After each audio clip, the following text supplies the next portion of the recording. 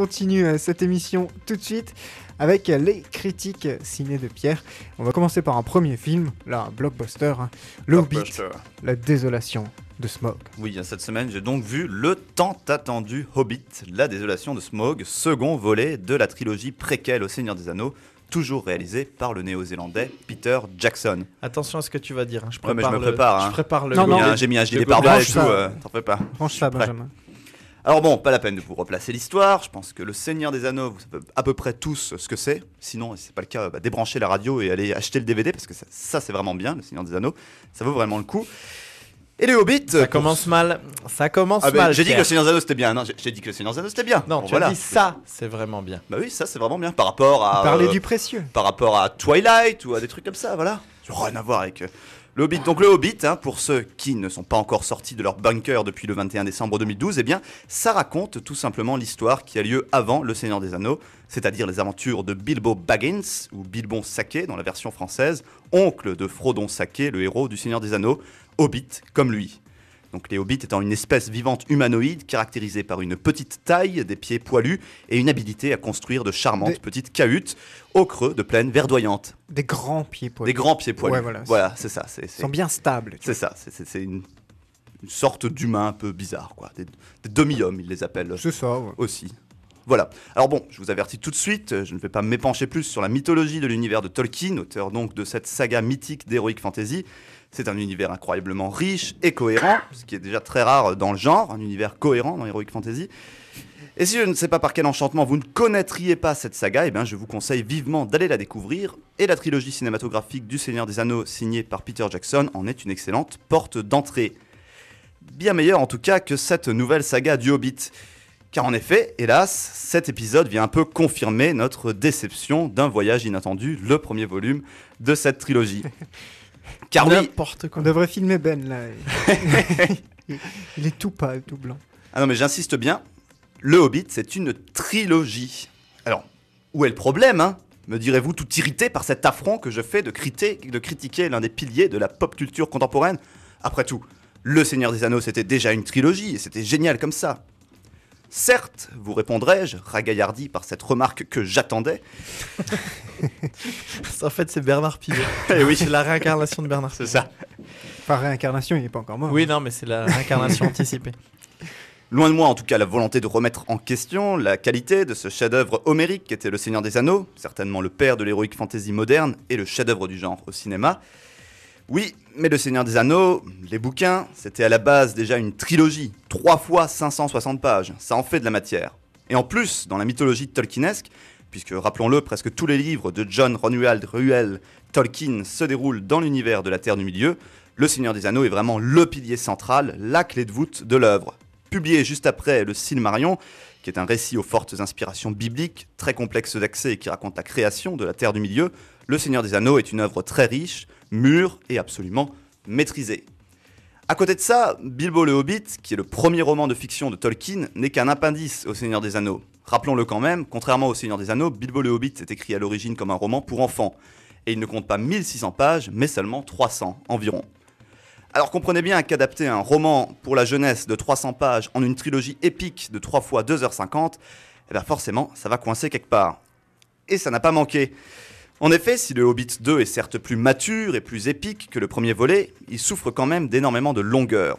Le problème, ce n'est pas que le film est long en soi, 161 minutes c'est la durée standard pour un blockbuster moderne, et ce n'est rien quand on compare ça aux 252 minutes de la version longue du Retour du Roi, le 3e épisode de la trilogie du Seigneur des Anneaux. Mais dans les volets du Seigneur des Anneaux, même dans les versions longues, on ne s'ennuyait pas, c'était rythmé, et surtout l'intrigue était suffisamment riche et passionnante pour que l'on reste accroché du début à la fin. Mais dans le Hobbit, les temps morts sont légion et gare à l'ennui. Déjà, l'intrigue principale n'est pas très passionnante. Bilbo et une armada de nains pas toujours très charismatiques traversent la Terre du Milieu pour tuer un dragon extrêmement bavard, Smaug, qui est joué, je vous le donne en mille, par Benedict Cumberbatch, le même qui joue Julian Assange dans Le Cinquième Pouvoir. Un méchant qui, en fin de compte, ne fait pas vraiment peur, surtout comparé à Sauron, et une intrigue globalement pour laquelle on a du mal à se passionner et qui est parfois un peu grotesque. Heureusement, l'histoire est sauvée par les intrigues secondaires, qui, elles, ont une dimension supérieure à celle de Smaug et sont vraiment passionnantes, Il y a tout d'abord l'histoire de l'anneau, mais surtout celle du nécromancien, un méchant bien plus sombre et étrange que le dragon Smaug. Et le passage de sa rencontre dans le film avec Gandalf est plein de surprises et rappelle là les meilleurs moments du Seigneur des Anneaux. Mais à côté de ça, on manque vraiment de matière pour faire une saga de 8 heures. Eh bien, donc, on brode. Résultat, quelques scènes sont vraiment trop longues, surtout la dernière séquence du combat contre Smaug, qui est tirée en longueur à n'en plus finir. Un conseil, n'y allez pas fatigué. Enfin, c'est un film à conseiller surtout aux vrais fans du Seigneur des Anneaux. Les néophytes seront largués dès la première séquence avec les noms elfiques ou en vieux norrois complètement incompréhensibles. Après, les fans s'y reconnaîtront. Benjamin, je pense que tu t'y reconnaîtras. Le film ne trahit pas du tout, à mon sens, l'esprit des films Le Seigneur des Anneaux, ni même l'esprit de Tolkien. Et enfin, ce n'est pas kitsch, ce qui est extrêmement rare dans l'heroic fantasy au cinéma, et ça c'est vraiment important. Je crois que Peter Jackson est le seul réalisateur capable de faire des films d'heroic fantasy pas kitsch.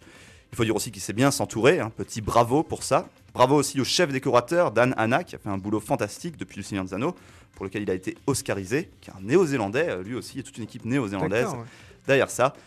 Et en fin de compte, parce que je suis gentil, je mets à ce film donc un 7 sur 10. 7 sur 10. Voilà. D'accord. Mais tu conseilles une bonne nuit de sommeil avant d'aller le regarder. C'est ça, ou alors être super fan de la mythologie Seigneur des Anneaux, etc. Ouais. Mais même moi qui suis quand même très fan du Seigneur des Anneaux, je l'ai vu je sais pas combien de fois, les versions longues, etc. J'ai vraiment eu du mal avec le Hobbit. C'est une dimension quand même un peu en dessous, c'est moins épique, c'est plus... Moi je trouvais ça plus enfantin. C'est plus enfantin, mais c'est un roman pour enfants en fait. Ouais, bon, c'est peut-être... Ouais. C'était très maladroit je trouve de vouloir faire une trilogie avec Bilbo le Hobbit. Qui se serait suffi d'un film de 2h30 largement. Voilà, 3 films, ça fait beaucoup. Benjamin n'est pas d'accord. Mais n'importe quoi. Mais bon, mieux vaut entendre ça que d'être sourd. Mais bon. Tu vas pas me dire. Alors non. Que les films aient pu faire 3 fois 1h30, ok, je veux bien. Mais mettre la totalité de tout ce qui est contenu dans le bouquin du Hobbit en 1h30, c'est pas possible. Il se passe rien dans le Hobbit. Bah écoute, moi, c'est pas qu'il se passe rien. C'est pas grand chose, c'est une histoire. En tout cas, moi, en voyant le film, alors j'avais pas lu, quand j'étais ado, j'avais pas lu Le Seigneur des Anneaux, je l'ai fait après avoir vu le film. Par contre, quand j'étais ado, j'ai lu Le Hobbit, et là, très sincèrement, quand j'ai été voir le premier épisode et le deuxième, j'ai l'impression de lire le bouquin page par page. Mais c'est le problème. C'est génial. Le problème, c'est qu'il s'est pas synthétisé en fait. Le but d'un film, d'une adaptation d'un film au cinéma, c'est pas de reprendre page par page tout ce qui est raconté. Ça n'a pas beaucoup de sens parce qu'on n'a pas dans la même rythmique quand on est au cinéma que quand on lit un livre. On n'est pas dans le même état, donc on peut supporter plus facilement des longueurs dans un livre que au cinéma. Et il faut savoir synthétiser, garder l'essentiel et garder les moments les plus cinématographiques. Ce qu'il a très bien fait pour Le Seigneur des Anneaux. Le Seigneur des Anneaux, il y a plein de choses qui sont pas dans le film et qui sont dans le livre. Et justement, ça légitime du coup les deux.